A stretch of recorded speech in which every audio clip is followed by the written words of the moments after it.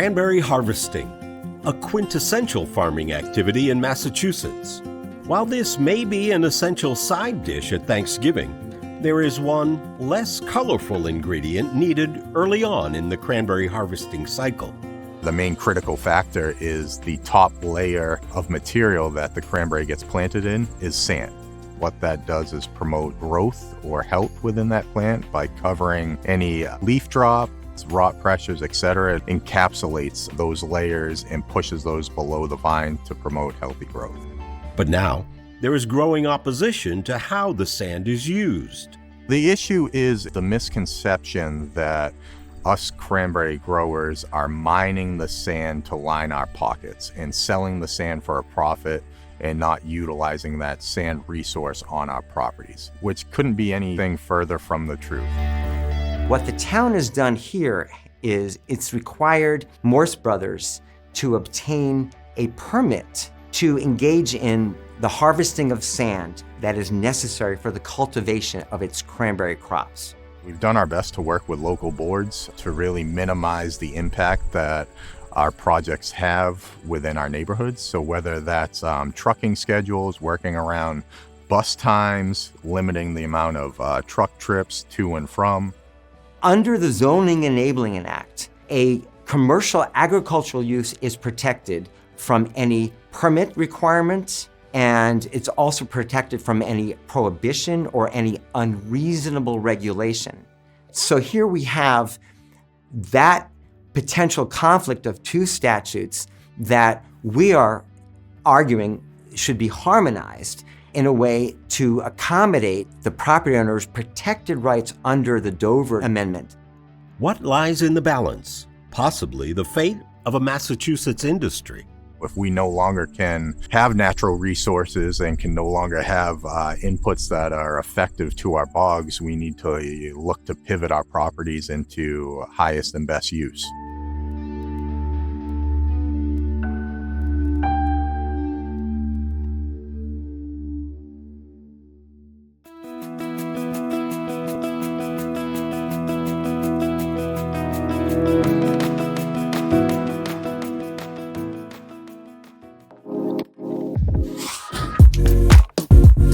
Adonis Arcana is a men's cosmetics line. We manufacture and sell cosmetic products just for male-presenting guys that want to look a little bit better without compromising gender identity. I actually moved to Boston from Mexico. Completely different language, completely different laws. So there was really no guide as to like the basics of what do you need to even start a business entity? What's an LLC versus S Corp? Who do you talk to? Who do you email? Where do you pay the registration fee? How much is that? If you really take the American dream kind of at its core, right? It's this concept that, anybody, from any background can come and find success, find prosperity through their own hard work and determination. And it is based on that bootstrap, mentality, pull yourself up by your bootstraps. The idea was very clear, but the whole process, just kind of self-discovering and a little Google search here and maybe, a friend suggests this. All of that took me like 2 years longer than it really should have. When we think about the civil rights movement and Dr. Martin Luther King's work there, he's celebrated for this powerful vision of racial equality and justice. But really at the core of his vision was this concept that it's economic opportunity that's the bridge to that broader equality. And that's really where the Equalizer was born, is this idea that we want to enable free enterprise at the ground level. It's the recognition that equality is not just about kind of equal laws, equal justice under the law, it's about equal access. Shortly before his death, he actually spoke out about this concept of the bootstrap, philosophy and kind of an over-reliance on that. It's all right to tell a man to lift himself by his own bootstraps, but it is a cruel jest to say to a bootless man that he ought to lift himself by his own bootstraps. We've worked hard over the past several years to build an advisory board of like-minded, individuals who support, what it is we're trying to accomplish. And, we're very excited that we've been able to bring on board as our honorary chair, Dr. Bernice King, who's the youngest child of Martin Luther King Jr. And continues to kind of pursue his work. Economic opportunity and equality is really the key ingredient to equality at a larger scale. My funds are still very much limited, and but they say bootstrapping is how entrepreneurs live, and that's really what it's been. I have to maximize every single dollar that comes in to make the largest impact possible.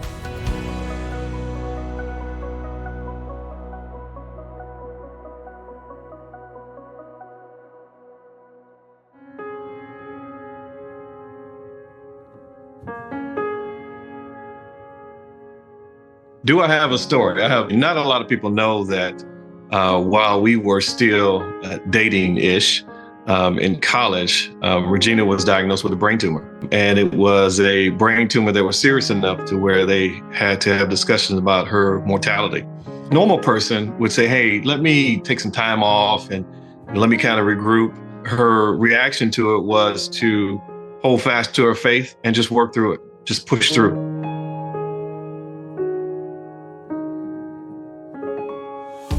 You meet her and you immediately think excellence. Her leadership skills are really second to none.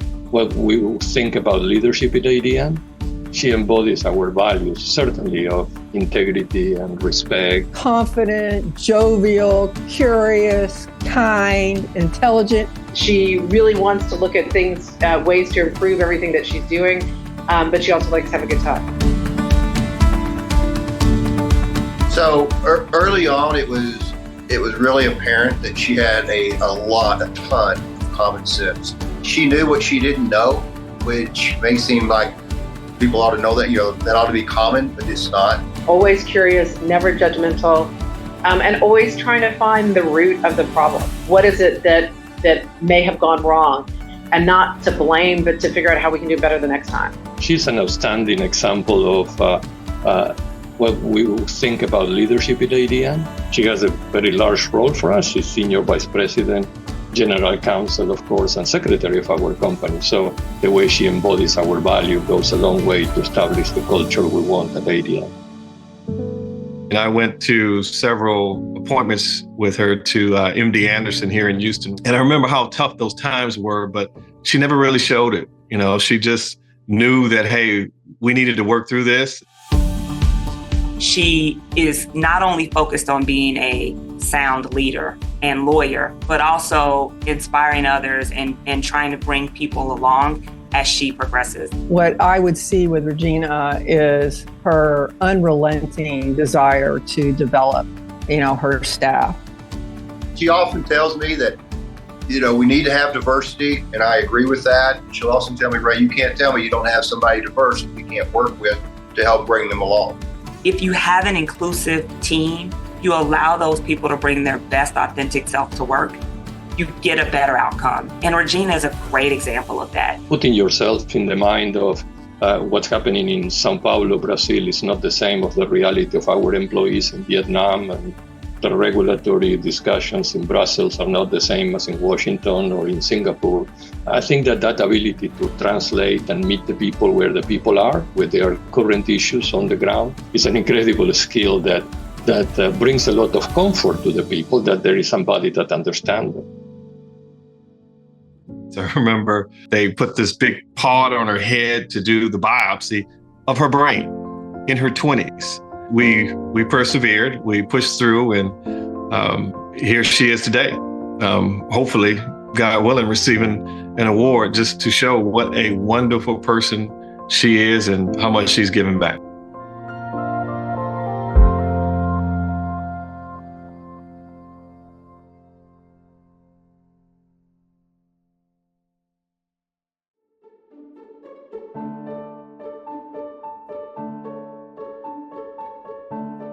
Once I got to know her, I began calling her Amazing Grace. Grace is a dynamo. There's not many people that are as resilient as she.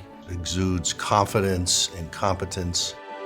She always looks like $1 million. Even in the most impossible or implausible situations, Grace looks great. Grace is an incredible leader. She's very passionate about helping people.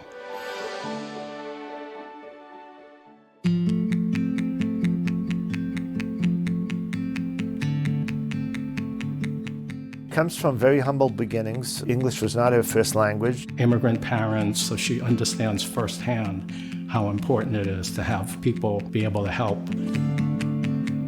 I got to know her pretty well towards the end of her first year of law school. Almost always impressive, full of energy, passion, and care for people who have been left out. When she was a prosecutor, she worked for a beloved DA named Bill Gala. And Bill always made sure that he let his prosecutors know, you've got enormous power. Do not abuse it. Never gloat over a victory. Prosecutors sometimes look at victories. And Della Hunt didn't, and Grace didn't, and she still doesn't.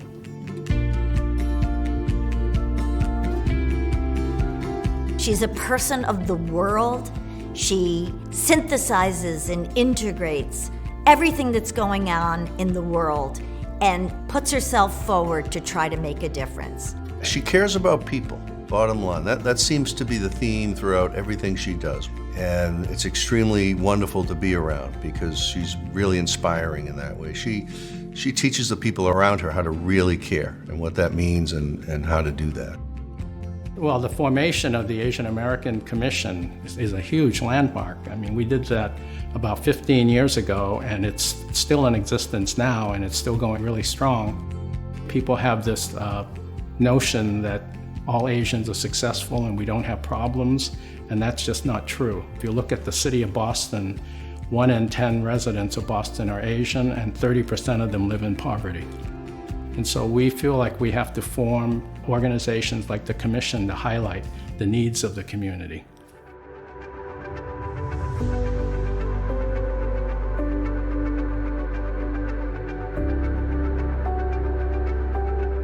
Grace is always trying to put the dots together to help people and introduce people to one another so that they can help each other. Her role right now, ensuring that her bank and all of her extracurricular activities, all the boards that she serves on, are best served is something that only Grace could do. One of the hallmarks of when Grace calls you to do something to help somebody, you feel compelled to do it. She asked me to be a poll watcher in the 2020 election up in New Hampshire. And leave it to Grace to ask me to do this. So of course, if Grace asked me, I'm going to do it. Something I never would have done, and I'll never forget because of Grace Lee. And that sort of reminded me, because when someone leaves you, you hate to see them go, especially if they did a great job as she did, and you say goodbye. But then the business continues. But with Grace, that experience, which wasn't too long after she left, I said, God, do we miss her? Because this is not something I would have ever done. And it was important, and I got a lot out of it.